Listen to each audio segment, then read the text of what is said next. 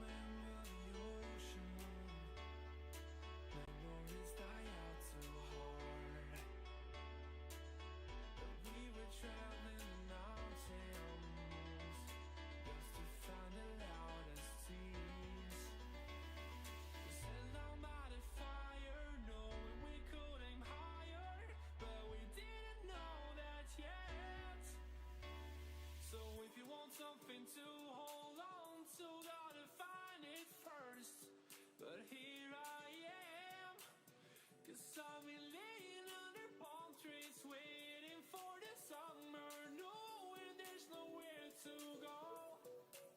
'Cause I am happy on this island, wanna be my funland. I don't ever want to leave, I'm in a tropic club.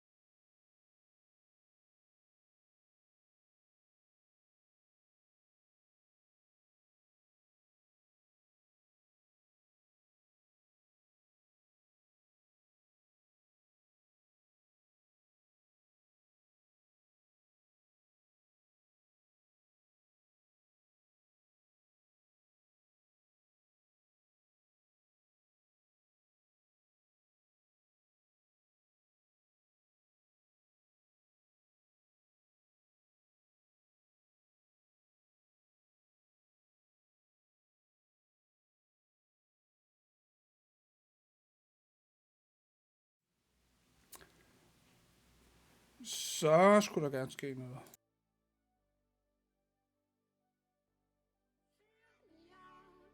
With your smile, now the sunshine brings the light. Fill me out with a flame. I will let you in this game. Take me out when I'm down. 'Cause with you I'm safe and sound. Safe and sound. Safe and sound. Safe and sound. Safe and sound. Safe and sound.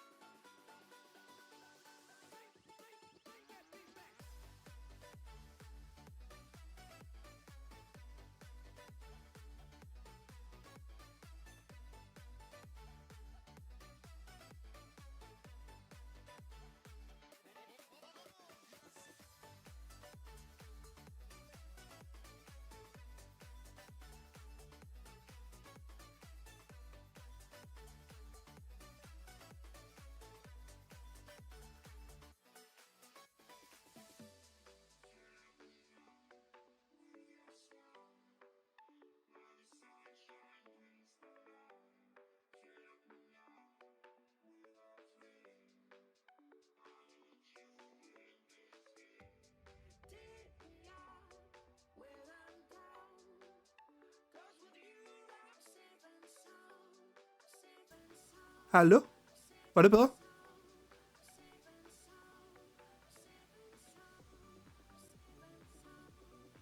Super. Ja. Beklager.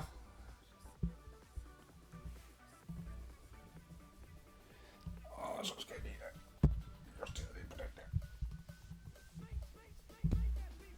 Sådan der.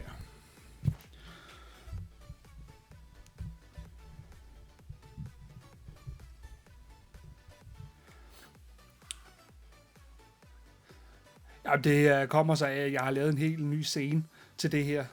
Og så har jeg glemt at få sat nogle kilder ind. Så, ja. Det er godt, det ikke var klokken 8, det her, det skete. Det skal altid lige være lidt startproblemer. Nej, som jeg så sad og sagde til mig selv, det er, at det er blevet lavet om. VIP-brugere, de får ikke længere, eller store superbrugere får ikke længere noget VIP. Det er sådan set inkluderet i vores funktion, så vi får ikke længere timer, og vi får ikke længere måneder. Og sådan er det. Det har jo været det har været en debat før, at brugere de synes, det er ikke fair, at I sidder online hele tiden, og I kan sidde i jeres lejlighed med kø og så videre, og så videre, og så videre, og nu har vi lavet det om. Så nu er det et problem, der ikke længere.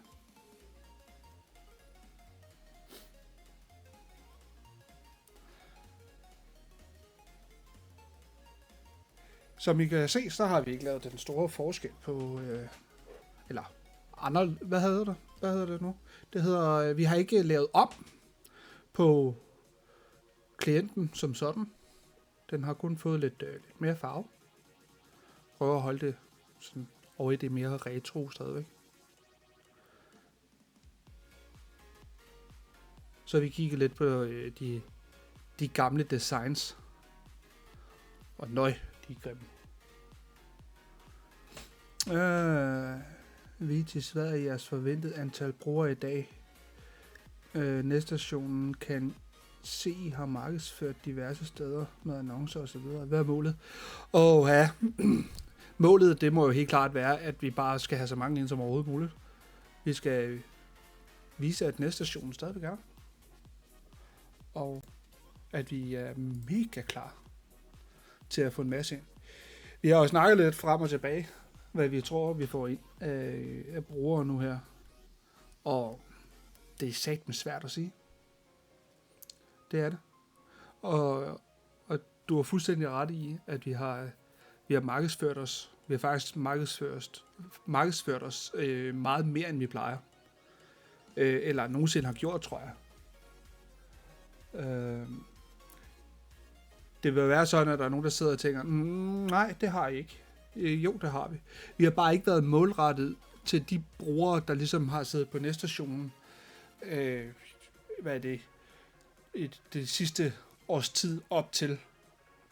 Så vi har været mere sådan til de gamle, og dem, som kender dem. Og vi har faktisk fået nogle ret flotte tal. Og det er jo fantastisk. Og jer, der har set vores reklamer, dem håber jeg, der er nogle stykker af. Men jer, der har set dem, I har sikkert også set, at der var rimelig godt gang i de der reklamer. Folk havde vildt travlt med at sidde og skrive til alle og enhver, og sidde og fortælle historier. Og, altså, der var jo en enkelt, der gjorde mig meget glad, og det var, at hun havde fundet sammen med en mand og havde fået børn og alt muligt. Det er jo fantastisk. Det er jo sådan noget, næstationen er glad for at høre. Fedt layout til de nye knapper i bunden, David. Cool. Jamen, så på Nikis og Jævers vejen til jer mange tak. Jeg var selv en lille bitte smule sådan lidt farver. Skal vi virkelig have det? Og så havde jeg det sgu lidt sådan. Lad os prøve. Det kan godt være, at jeg ikke bryder mig om det, men nu er det jo ikke lige kun min stemme, der tæller. Så det var super. Hvad har vi mere? Nogle af dem har ret mange kommentarer og likes. Ja, nemlig. Og vi har virkelig også altså at sidde og se på vores statistikker på Facebook. Det er helt vildt. Det er helt vanvittigt, hvor mange vi er kommet ud til. Så det må vi jo prøve, om ikke vi kan arbejde videre med.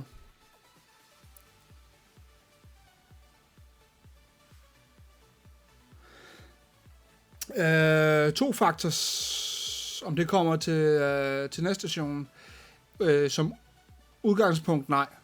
Jeg kan godt lige hurtigt vise her, hvad der sker. Det her, det vil være jeres forside, når I logger ind. Eller kommer ind. Det der var mere her midt på, det er blevet fjernet. Så er det blevet smidt heroppe igen. Og det ved jeg har været lidt af en kamp.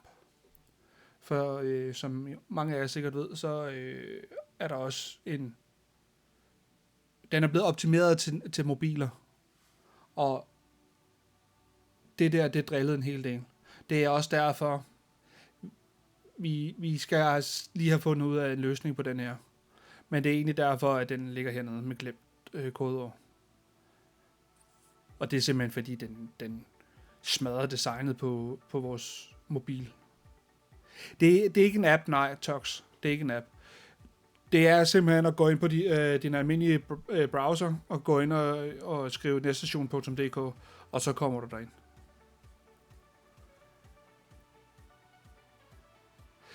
Om der er nogle events i dag?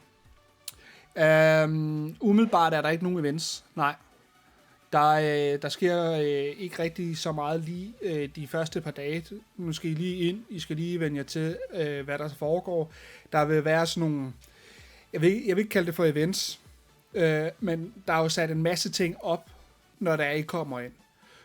Og det er ting, der kommer til at blive der. Og jeg vil faktisk være så fræk at sige, at det er noget, I selv skal opfinde. Eller opdage, hedder det. Fordi det er... noget af det er skjult. Og vi har fået lavet det sådan, at det er blevet væsentligt sværere nu. Og man skal også selv tænke.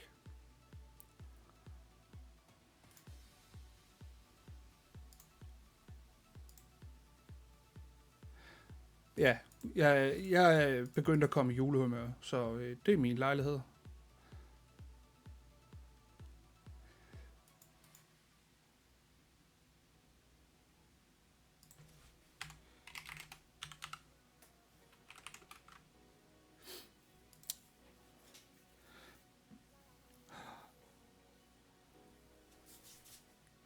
Så har vi vores nye Twitch-rum her. Faktisk først lige kommet op i dag. Vi vil gerne kunne finde nogle interessante ting, vi kan bruge rummet til.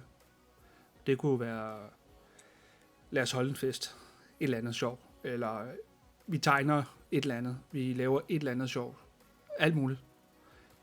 Det foregår her. Hvis vi skal have en samarbejdspartner på et eller andet tidspunkt, der måske er streamer, så vil det være her. Så der sker en masse ting, altså. Nå, nu skal jeg lige følge med i, hvad der sker i den her chat her, fordi den følger jeg overhovedet ikke med i lige nu.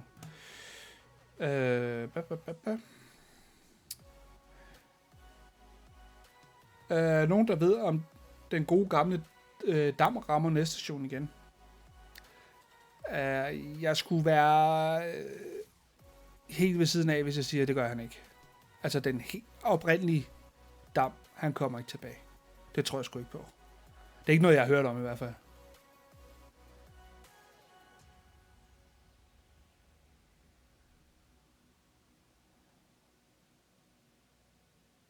Jeg kan faktisk ikke huske med hensyn til brugernavne. Jeg mener, at der er sat en begrænsning på. Det må Niki lige kunne assistere mig i.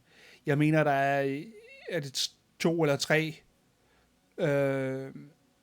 tal/cifre, et navn minimum skal være.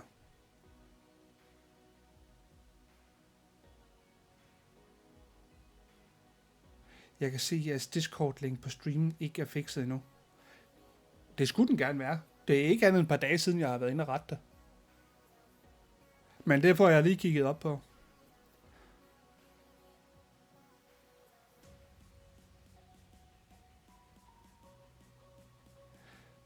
Eta, med hensyn til, at du mistede din oprindelige bror. Ja, der er ikke andet for, end at du må passe på. Vi laver ikke 2-faktor og ens, hvad kan man sige, sikkerhed, det er, at man har adgang til ens mail. Så vil der være en rigtig dårlig idé at have den samme kode på bruger og på mail. Jeg kan anbefale, jeg vil gerne anbefale, jeg bruger noget, der hedder Bitwarden, og det husker dine passwords. Og det er en ting, jeg bruger rigtig meget. Kommer det som en mobilapp? Det har vi svaret på, Tox. Det gør det ikke. Du skal også modtage det. Okay. Er der nogen event i dag? Nej. Der er sket mange ting her, jo.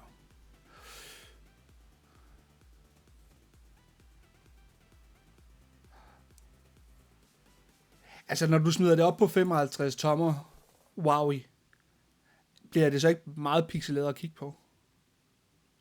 Det tænker jeg da.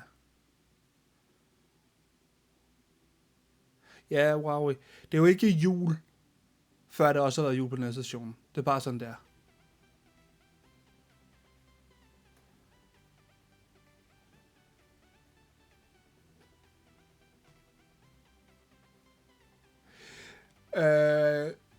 Show skriver her, nu stod der klik her for at se accepterede e-mail-udbydere.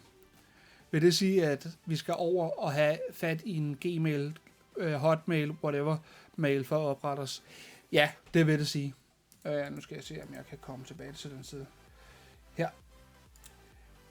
Vi har tidligere haft problemer med, at der er nogle tosser, der ikke kan finde ud af at opføre sig ordentligt, som så bruger de her 1 minuts mail, eller hvad det nu hedder. Og de findes i lige så stort antal, som der er bogstaver i alfabetet, gange det samme igen. Og det blev vi simpelthen tosset i hovedet af, og blev ved med at sidde og blackliste dem der. Så vi har vendt den om, og så hedder det whitelist. Det vil sige, at der er en liste her af de udbydere, som vi har godkendt. Og jeg vil anbefale, at man går ind og har en mail dertil til den tid. Fordi man kan godt skrive til os, og så bede om at få en mail godkendt. Men det er ikke nødvendigvis sikkert, at I får den godkendt.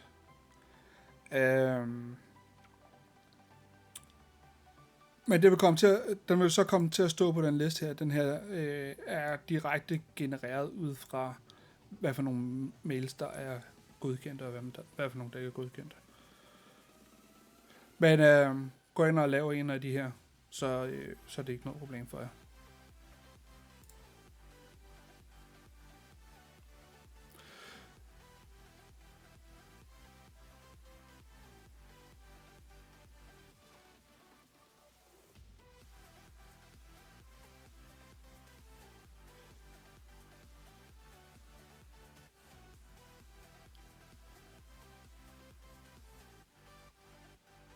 Hvordan vil I holde styr på økonomien i forhold til de andre forsøg, man har gjort sig?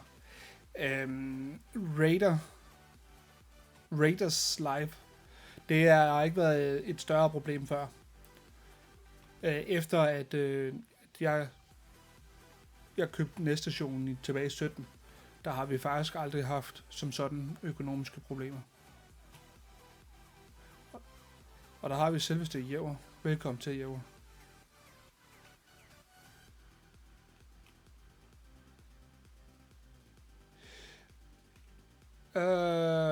Kommer til at køre med mellemmænd i forhold til spil og så videre, som I har haft førhen. Vitis ikke lige i øjeblikket, nej. Det er stadigvæk noget, der ligger en del ude i fremtiden, hvis det kommer tilbage. Så bliver der spurgt, hvad med spil? Hvad er der at vælge imellem? Jamen, der er ikke rigtig nogen spil lige i øjeblikket. Vi blev desværre brændt af en, der skulle lave noget for os, på grund af nogle personlige problemer, og jeg arbejder på at finde en anden, der kan lave det for os.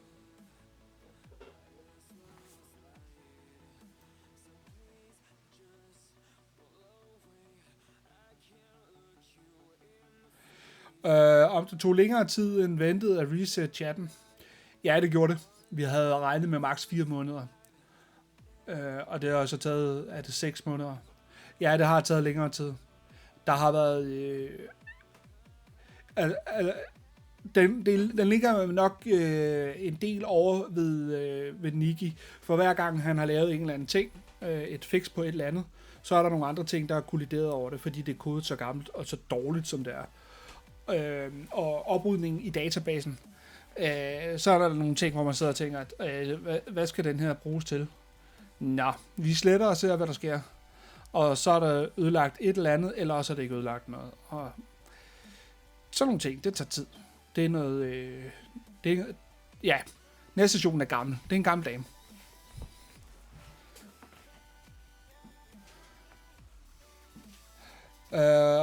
Vind. Hej Vind. Længe siden. Må man reservere et navn? Desværre. Vi kunne have reserveret en masse navne og tjene en masse penge, men vi har valgt at sige, at det skal være fair for alle. Så derfor er det ikke muligt at reservere et navn. Der er 2, der har vundet en konkurrence, og det er de eneste 2 navne, der er blevet reserveret. Udover det, så er alle de gamle Superbror-navne, med nogle enkelte undtagelser, er også reserveret. Og skulle der sidde en eller anden gammel Superbror imellem, som vil have deres navn tilbage, så skal de kontakte os, og så finder vi ud af det med dem.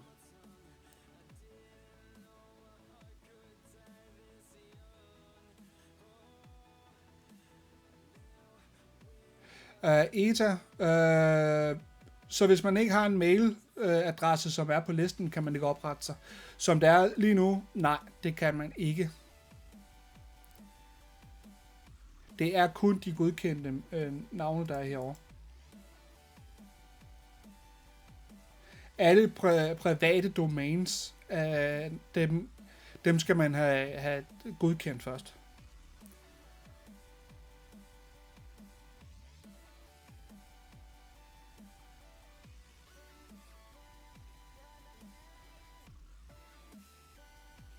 Okay, jeg kunne godt forestille mig, at det havde været meget pixeleret og grimt, når man forstørrer det op til den 55 tommer.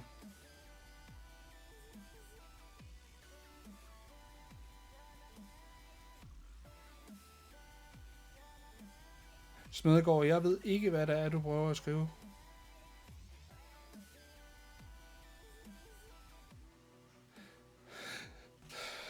Papi, det er du absolut ikke alene om. Vi andre har også glædet os. De sidste 14 dage, de er gået sindssygt langsomt.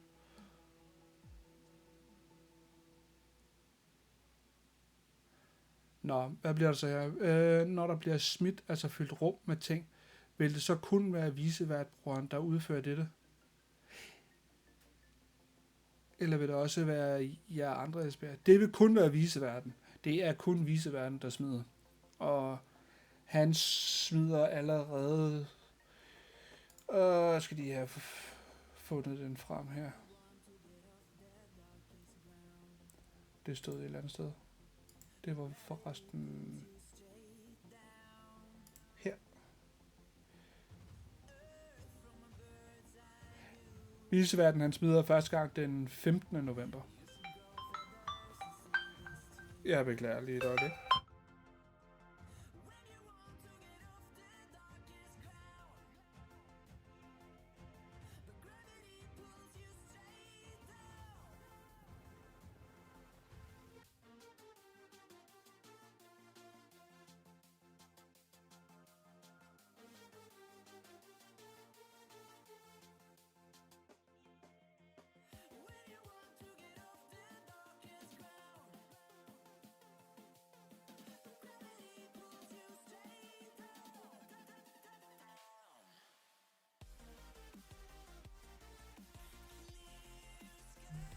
Beklager.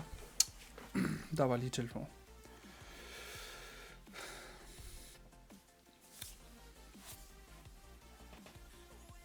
Men vicevært, han kommer den 15. november og smider. Og det vil foregå på gammeldags vis. Der kommer en nyhed ud med det, så I kan se det. Og har det. Hvilke fordele der er som VIP? Det er faktisk godt, du siger det. Fordi vi har lavet en lille smule om med hensyn til nogle VIP-ting. Førhen, der lå der en stjerne, så vidt jeg husker hernede, hvor man også kunne klikke på. Og der var et VIP-rum, og der var nogle andre VIP-ting. Og nogle af de ting har flyttet placering. Når man trykker på VIP nu, så har man simpelthen fået de her to nye. Den ene hedder Køb VIP, og den anden hedder Shoppen. VIP-shoppen er kommet herind under. Og så er der Køb VIP her. Der er jo kommet et andet billede på det. Det andet, det var sgu lidt kedeligt. Så der er blevet taget, hvad kan man sige, inspiration fra den gamle billet. Og I kan se, at prisen er den samme. Den har vi ikke ændret på.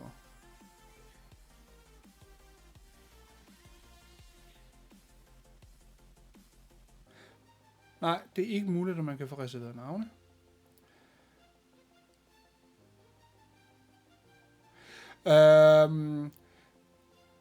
Renko spørger, hvordan vil I forhindre, at økonomien stikker helt af, hvis I har betting og spil? Der er max begrænsninger, så på den måde har vi tænkt os at passe på det. Det vil sige, at du kan kun bette for et vis antal monetter, eller kun kan trække et vis antal monetter ud. Det afhænger vist lidt af, hvordan det spillet er sat op. Jeg er ikke super meget inde i det. Det er mere Jæver og Ralles område. For det ikke skal være løgn. Jeg har aldrig nogensinde bettet uden for næste station før, og har aldrig fattet, hvad der er, jeg better på. Så derfor er der nogle mere kyndige, der tager sig af den del.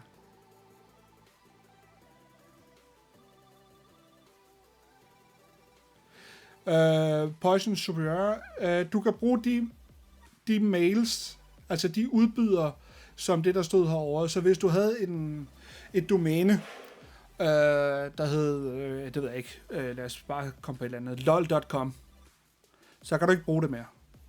Det skal være et gmail.com, eller Yahoo, Sol, you name it. Altså de der,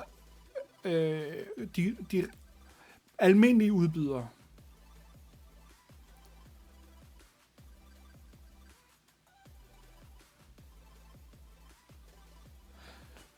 Fuldstændig korrekt, som Joe skriver. Så længe det er blevet whitelistet, så kan man bruge det. Det er... der bliver spurgt om, hvilke navne, der er vundet. Det ene er Frederik, og det andet er Christian.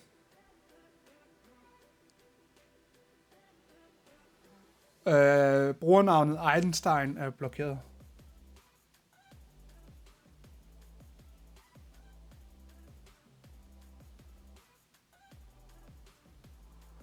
Hvad vi tænker om IRL-salg efter reset? Jeg tænker, at det kan du læse om i vores brugerbetingelser. Og så vil jeg så lige komme med den indskydelse, at der er helt ren røv, når I nu kommer ind. Det vil sige, der er ikke noget at have et IRL-salg omkring. Så der går nok lidt tid, inden at det bliver et problem.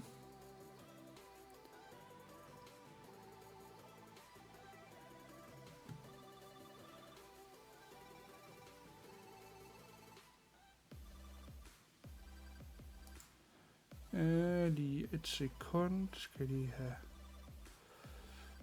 hittet en her.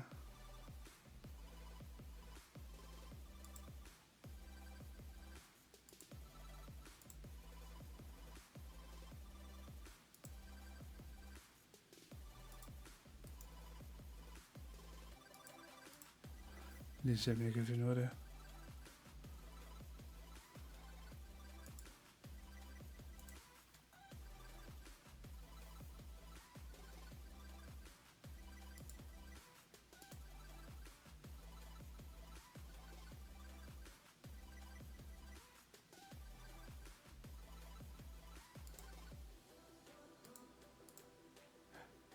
Nicky, det bliver ikke lige nu. Jeg kan sgu ikke hitte, hvor fanden jeg skal finde det hen.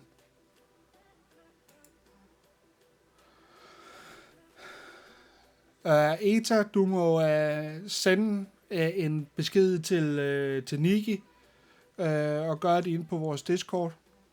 Så kigger han på det. Og han vil også instruere dig. Hvad I kan forvente nu her kl. 20, når I kommer ind. I kan forvente det, at I skal ind og se, hvad der er foregået først. Der er ikke sat nogen ting op, som et eller andet stort event, eller viseverden smider, eller sådan noget. Det kan slet ikke lade sig gøre. I kan ikke samle noget som helst op til at starte på, for der er ikke noget. I har ikke nogen monetter. Og de ting, der bliver smidt, det vil blive smidt i butikkerne. Det der er butikker, det er sådan noget som Bennys Møbelbæks, Floras Blomster og banken. Når I går ind i dem og smider noget, så vil det blive slettet, og så får I gensalgsprisen tilbage.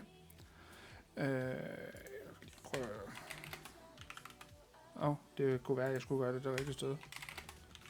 Sådan der. Hvis jeg nu tog Cantanaen her, og gik ned i en af butikkerne og smed den, så vil jeg få 1 million monetter, fordi det er gensalgsprisen. Det vil så også koste mig 1 million monetter at samle det op. Bare for at komme med et eksempel på det.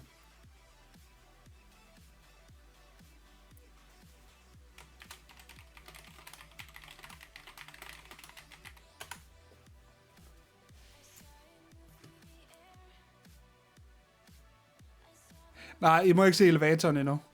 Elevatoren, den får I at se senere, når I selv kommer ind. Der vil være nogle nye rum, der vil være nogle nye ting og sager, som I aldrig har set før. Og jeg vil gerne lige holde lidt på spændingen endnu.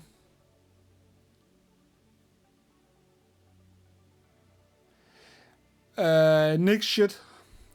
Jeg synes, du skal gå ind på vores forside, og så nede i bunden, der kan du finde vores brugerbetingelser, og så læs dem igennem.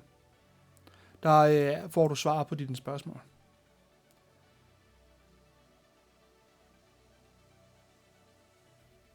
Hvor mange superbrugere der er, det kan vi da lige vise her. Der er mig og Nikke, Ralle, Jæver, Bigger, Gizmo og Nikolaj. Gizmo og Nikolaj, det er nok ikke personer, I vil se så tit. Gizmo, han er mere en, der sidder i baggrunden og laver lidt og hjælper mig. Så det er nok begrænset, hvor meget jeg ser ham. Og Nikolaj, han laver ikke som sådan tøj mere. Han vil mere tage sig af, altså så godt nok kreative tøjskaber og sådan noget. Han laver måske en lille smule, hvis der er behov for det, men det er ikke hans primære opgave. Det er sådan noget som at lave nyt grafik til vores forside, eller nyt grafik til rum, altså højre siderne, eller til vores sociale medier.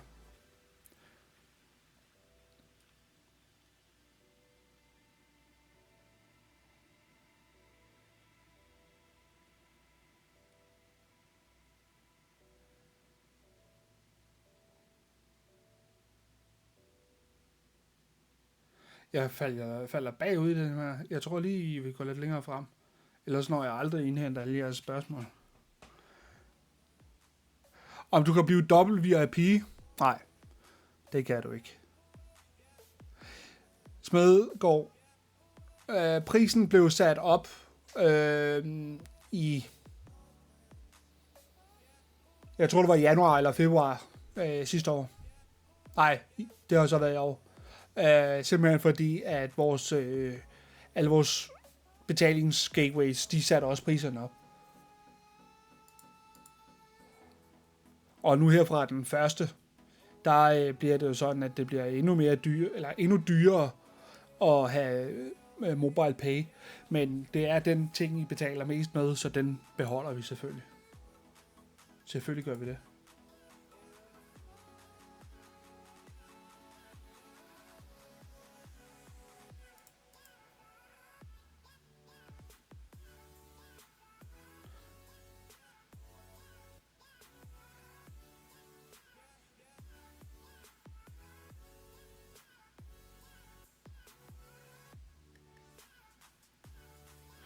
Nå, hvad har vi så mere? Lige med at holde øje med alle de samtaler, man har kørt alle steder.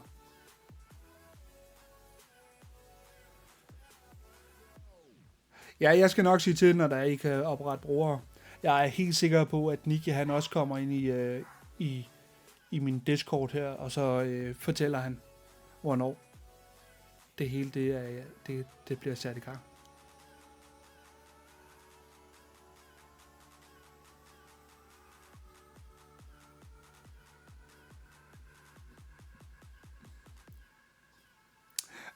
SAS, må vi godt købe VIP på 2 brugere med samme kort? Ja, det må I gerne. I må købe alt det VIP, I har lyst til. Til alle de brugere, I har lyst til. Det er også sådan, at hvis det er, I køber for eksempel bare sige 3, I køber 3 VIP-kort nu her, aktiverer dem alle 3, jamen så har I så bare de der 90 dages VIP i stedet for. Så den tæller bare oveni. Eta, du skal skrive til Nicky på Discord. Ellers så må du vente til det er, at I kan skrive en ticket.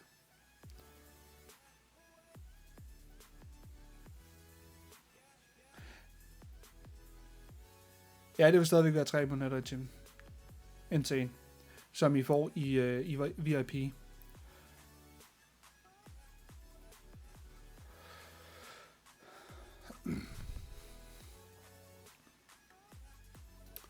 Nå, hvor mange... der var jeg lige væk. Lige væk. Skal lige se her. Nå, 96 ser. Fantastisk. Og velkommen til alle jer nye følgere. Det er jo fantastisk.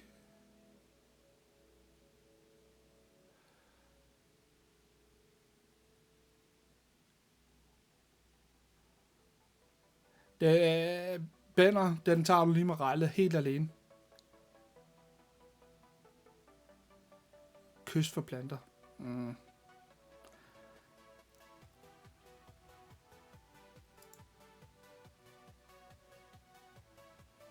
Jeg får lige at vide, at dem, der har sendt domains til Niki, de er oprettet. Så I har mulighed for at oprette en bruger på jeres domæne. Ja, Nørregård Farming. Der er fyret op i køerne på de respektive rum.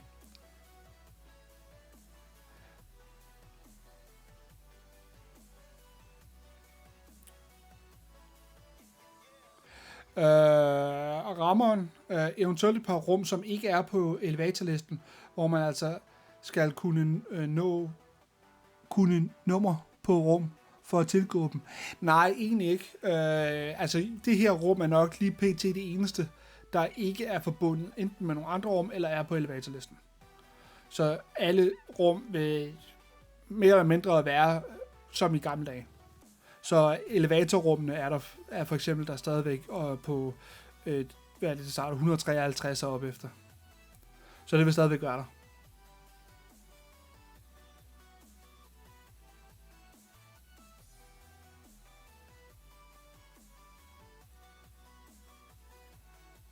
der. Danish Catlægger. Du må læse vores det var da sjovt navn.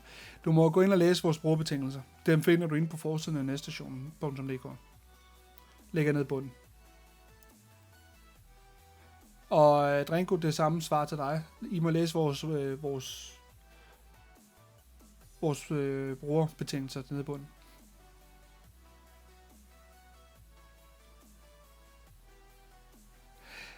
Duplex, nej, man kan ikke købe 90 dages VIP mere. Man kan købe 30 dage. Til gengæld så er det også blevet billigere. 101 viewers. Tak, Insane. Det er jo dejligt. Altså, det er jo sådan noget, der gør, at man bliver rigtig glad. Fordi så tænker man, det bliver en fed start. Det bliver en mega fed start. Nørregård Farming, ja, der er blevet lukket op for køsystemet til i hvert fald startrummet. Og så vil jeg sige, der er en god chat rum, I kan komme ind i. Og ellers så har vi flere rum i baghånden, vi kan åbne.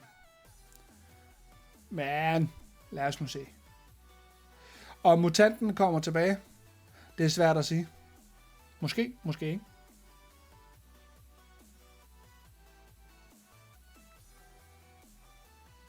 Insane Kit, det er ikke noget, vi har tænkt os at gøre noget ved. Det kommer til at være sådan, at du kan tjene 2 monetter på 2 brugere. Eller tjene monetter på 2 brugere. Så hvis du sidder på 4 brugere, så er det kun de 2 af dem, du tjener på.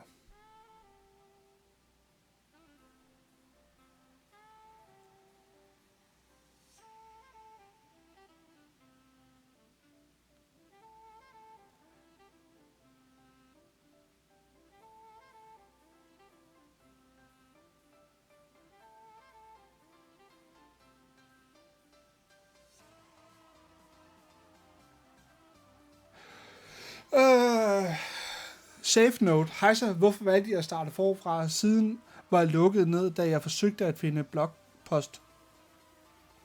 Er bruger fra gamle dage og har ikke spillet siden. Jamen, det kom så egentlig af, safe note, at der var flere og flere, der talte om et reset.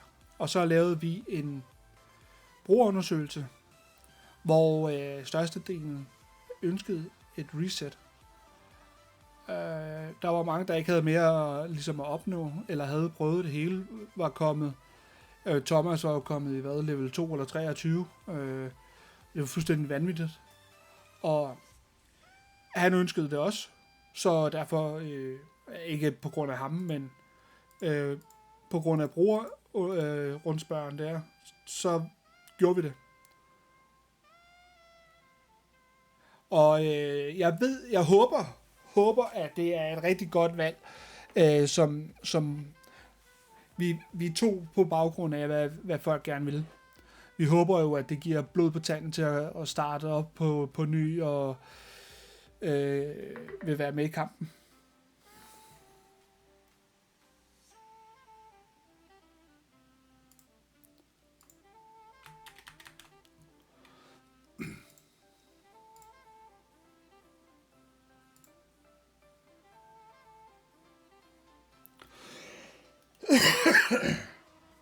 Jeg skal lige have med, at der er noget at drikke, kan jeg mærke.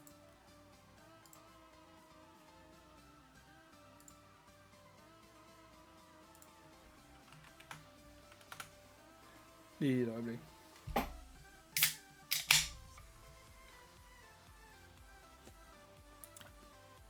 Bare lige sådan en Faxe Kondi der.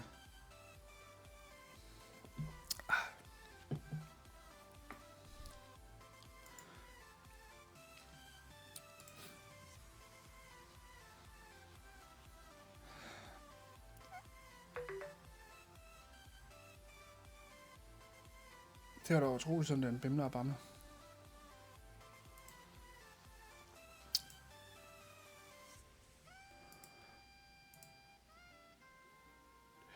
Ultras.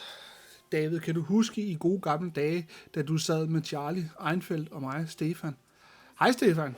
Ja, det husker jeg meget, meget, meget tydeligt. Starter du op igen? Eller er du bare lige inde og snif? Har I brug for hjælp til programmering af gambling? Hvad har I brug for hjælp til programmering af gambling og så videre? Har I styr på alt lige nu? Mr. Puls. Det tænker jeg, vi har. Jeg har Jæver til at gøre det, og han er sådan rimelig skarp på de ting der. Og så er der en god better, der også er god til det. Så de er ret gode til at samarbejde.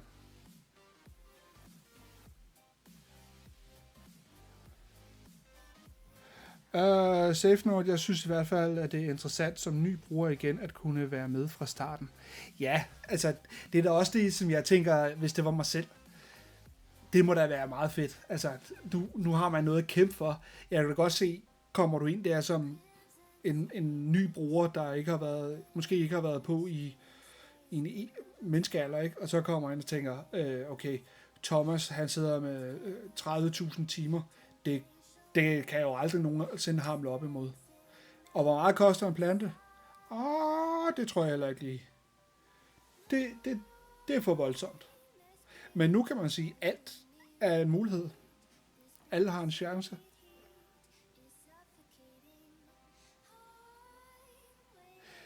Pay to win i en chat. Ja, man kan sige, der er jo faktisk kun den, at man får nogle flere monetter, men ellers så er der ikke rigtig noget pay to win. Og det er jo sådan en af de ting, jeg bliver ved med at få gokket oven i hovedet af. Husk, det må ikke være pay to win. Og det er det, der er. Og hvis ikke der er pay to win, så bliver vi nødt til at lukke. Altså, vi er nødt til at have et eller andet, der gør, at folk de har lyst til at købe VIP. For det er det, vi lever af.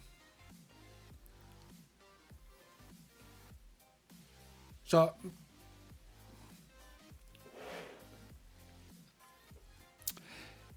ja, men på den anden side, altså, det er jo ikke fordi, at du betaler noget særligt for det. Og hvis ikke vi har en indtægt, så har vi heller ikke næste station kørende. Så det er egentlig så forbandet nemt, hedder det. Ingen penge, ingen næste station. Og ingen højhus. Og man ville kunne sætte noget frivillig betaling på, som ikke er pay to win. Vil du høre, hvor mange penge jeg har fået ind på næste station de sidste 6 måneder? Ikke nogen. Har folk haft mulighed for at donere til næste station? Ja, det har de. Så den går ikke. Og ja, det er bare ærgerligt, men sådan er det.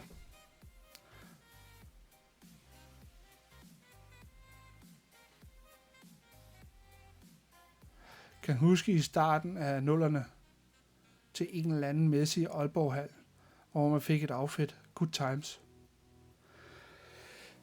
Ja, det kunne da også være meget sjovt, men tænker, det bliver sådan lidt svært.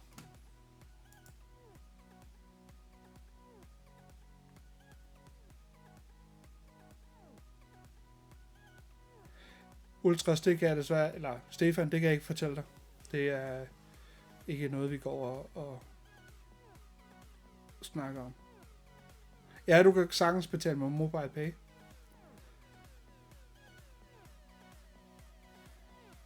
Er der nogen brugernavn ud over SB'erne, der allerede er taget?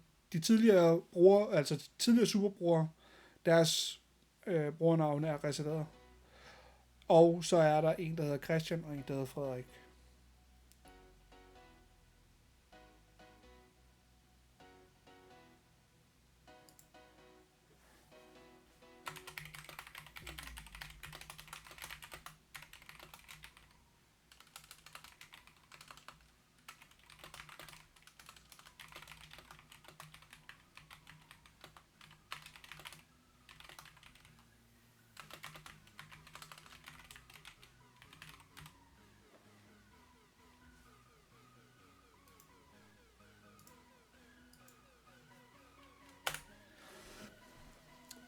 Nej, det koster ikke noget at oprette sig.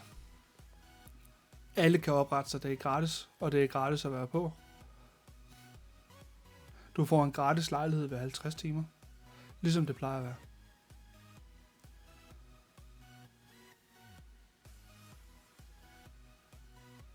Ej, det må du se, når du kommer ind.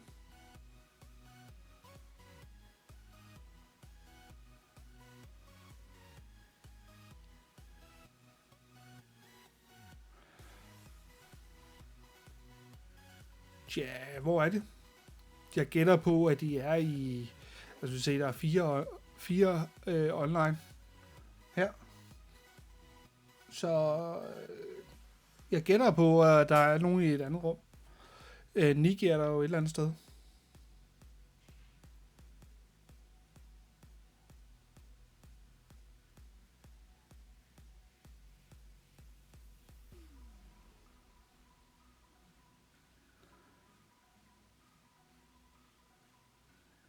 Det var da fantastisk. Godt.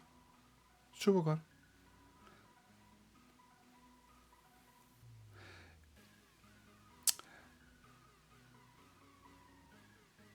Som SKR 1337 skriver, starter lejlighedsnummer på 500.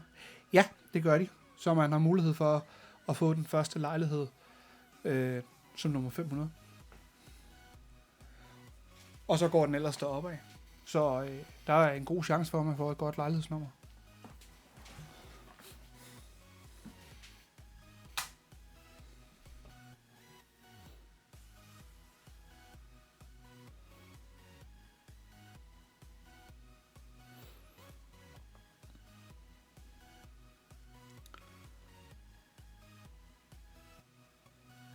Nå, hvor mange af jer har så stusset over...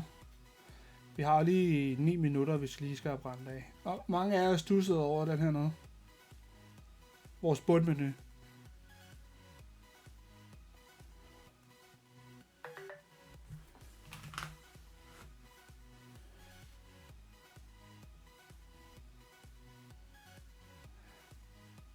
Den springer meget øjne. Ikke helt SVG-format. Nej, det har du fuldstændig ret i. Det er ikke SVG-format. Hvad er Globus? Hvis man donerer penge til NS, hvad bliver de så brugt på? Næste station. Næste station. Jeg vil tænke, at det vil komme til at gå til højst sandsynligt noget spil. Det vil jeg jo rigtig gerne, men det er ikke sikkert, det er det går til. Men det er næste station, det går til. Ja, vedligeholdelse også. Helt klart vedligeholdelse. Også. Nå, men der er den klassiske, vi har her, som er genstart. Så har vi chatboksen. Hos mig, der ligger den herude til højre. Den kan jo også ligge til venstre, det er jo, hvad man nu er til. Nej, det kan jeg godt se. Jeg har ikke aktiveret vinduet. Men min chatbox ligger herude på den anden side, og den kan jo selvfølgelig også flyttes herover. Så er der online-listen, man kan søge, garderoben, indstillinger og endpost. Og så er der en ny knap, som mange af jer allerede har fanget. Den får I ikke vide, hvad er. Har lejlighedslisten og elevatorlisten. Så det er en helt ny ting, jeg har taget fat på. Det bliver da også skørt at se. Sådan. Så hvad globussen den er, det er, jeg vil sige, det er en ting, jeg har kæmpet meget for. Så jeg håber, at det er noget, der bliver taget godt imod.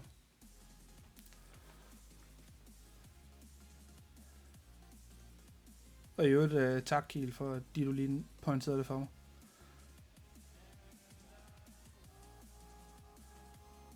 Og tak for det, Insane. Vi håber heller ikke, at vi skuffer jer.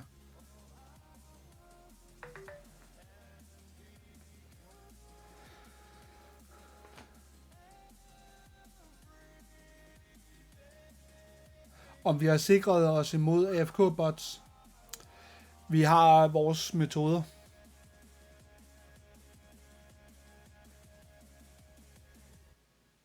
Mere kan jeg ikke sige.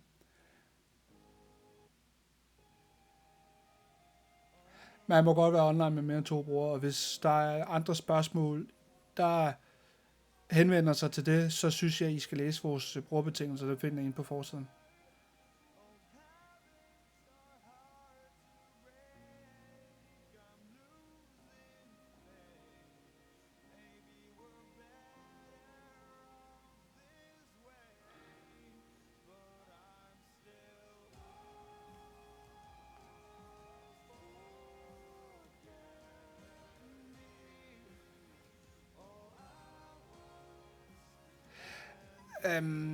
Den er sgu sådan lidt kedelig at kigge på min LinkedIn, må jeg jo nok indrømme.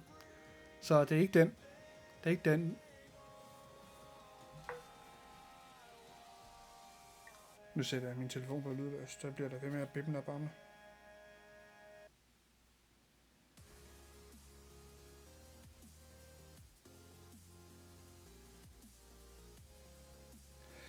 Så cirka 4 minutter, så har jeg en stor forhåbning om, at Nicky han kommer ind og siger, så er det ved at være.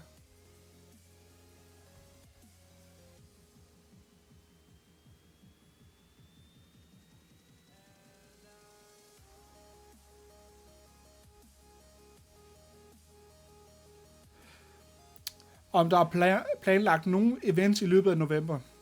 Jeg vil sige, nej, der er ikke planlagt nogen events i løbet af november som sådan. Vi har det her, vi starter jul den 26. november.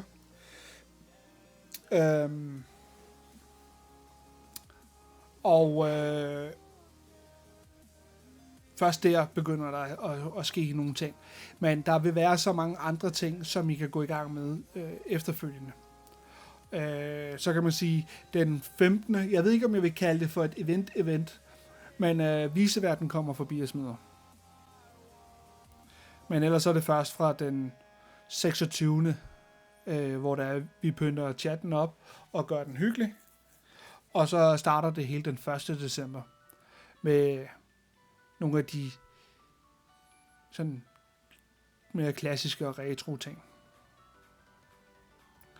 Om Fjallefar kommer tilbage til os, det er ingen anelse. Du må skrive og spørge. Vis jer admin-knappen. Desværre. Den er for admins.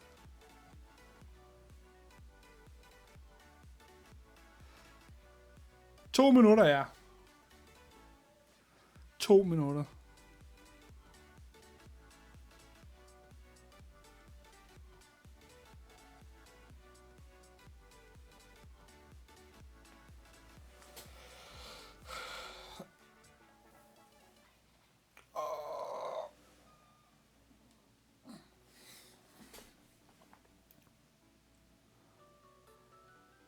Kan man have flere brugere på en mail?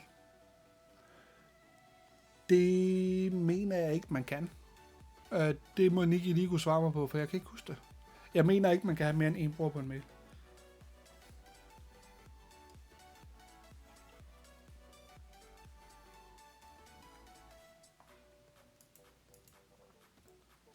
Det får jeg lige bekræftet, det kan man ikke. Der er en bruger per mail.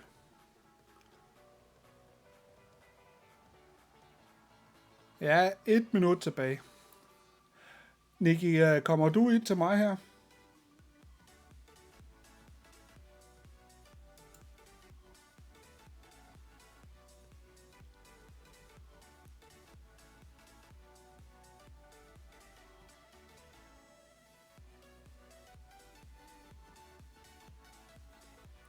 Ingen respons. Respons, hvad hedder det? Noget af det stil. Ja, det er meget svært.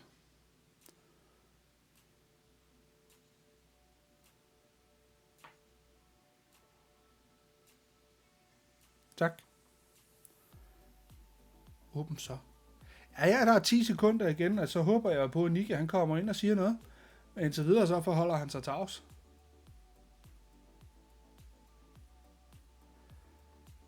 Så er klokken 20. Og hvad siger Nicky til det? Fantastisk. Så. Vi glæder os til at se jer.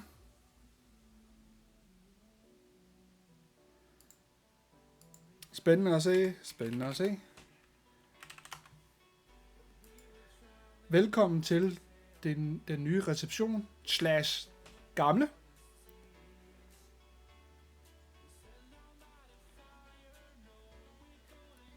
Det vil være her, I alle sammen mødes.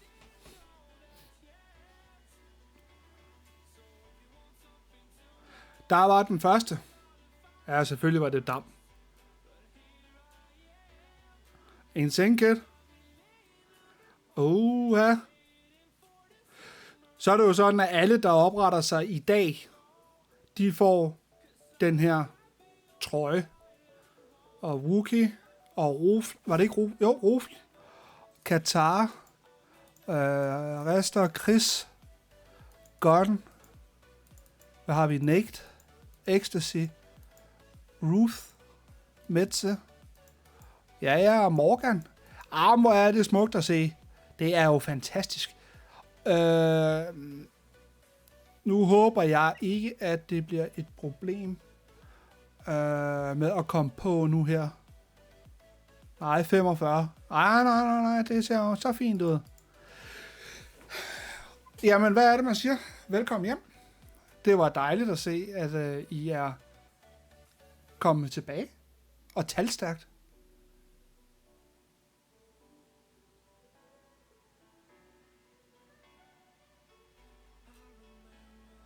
Der var Ralle. Smid.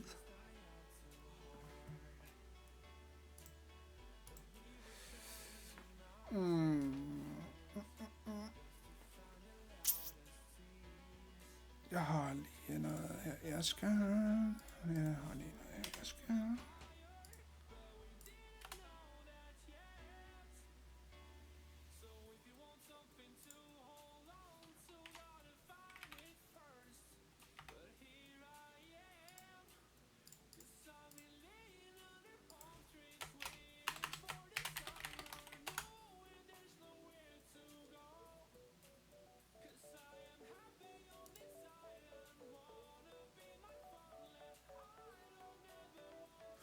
Nå, jamen, har I været rundt og kigge? Nej, det har I vel ikke endnu.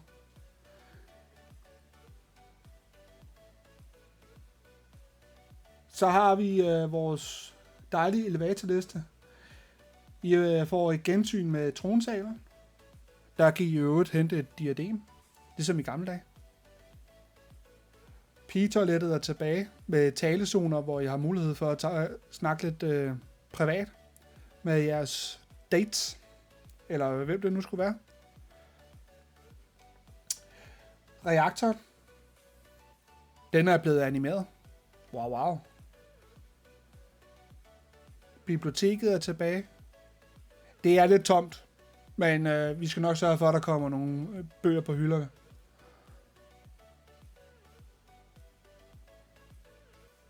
Jeg gætter på, Dalle, at navnet Svin er blevet blokeret. Du ser dit bruger-ID. Det kan du se på flere måder. Jeg plejer at gå ind på min profil. Og nu kan jeg jo så... Kan jeg se det her? Det kan jeg så ikke. Men hvis man højreklikker på en eller anden... Jeg tager Calvin her. Så hvis jeg holder musen over her, så kan jeg se, at Calvin han har bruger-ID 41. Og det står nede i bunden. Der kommer den der URL frem lige ovenpå bundmenuen. Det er den måde, I kan se det på.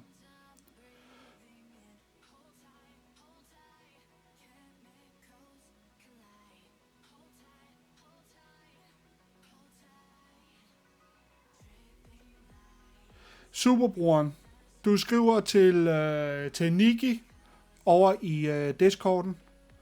Så vil han hjælpe dig. Nu får jeg noget at vide om, at der er sket en databasefejl.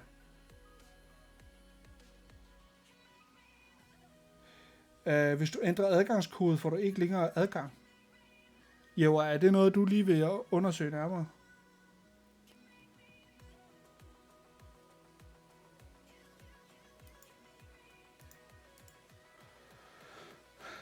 Lige til at starte på, vent med at ændre på jeres password.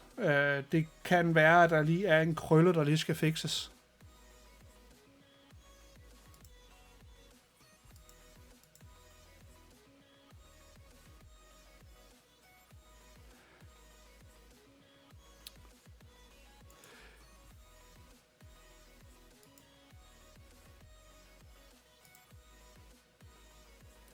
Jeg skal lige se, kan jeg gøre sådan her? Den skal jeg ikke have frem.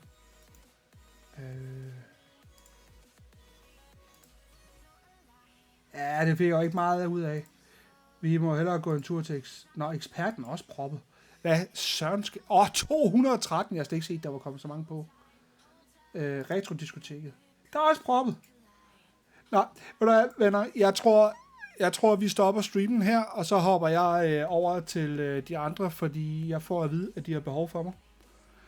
Det var fantastisk at se jer alle sammen. Jeg synes, I skal gå på opdagelse. Hej Mike. Jeg synes, I skal gå på opdagelse i højhuset og se, hvad der sker ting og sager. Der er en masse ting, som I aldrig har hørt om, aldrig har set. Ja. Gå ud og opleve det. Og så håber jeg, at vi får lige fikset den der lille bitte fejl.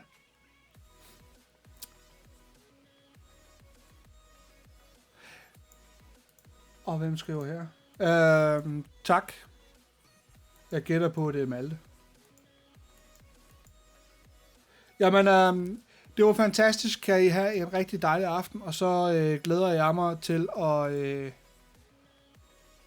at se, hvordan det her det ender ud. Det er smukt. Tak for i aften, og så tales vi ved på chatten. Hej med jer.